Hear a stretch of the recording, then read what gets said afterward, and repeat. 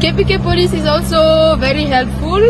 They make sure you are in a safe environment. So I'm Florence. I'm from Belgium and I'm traveling alone with my cycle. I'm crossing Asia from east to west. So I started in Southeast Asia, in Thailand, Laos, Vietnam. After I cycled 3 months in India, and now I'm in Pakistan since 3 weeks already. Everything is very good here.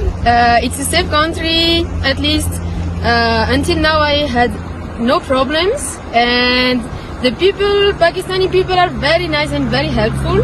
They respect a lot foreigners, and you will feel very good if you come to travel here. And KPK police is also very helpful.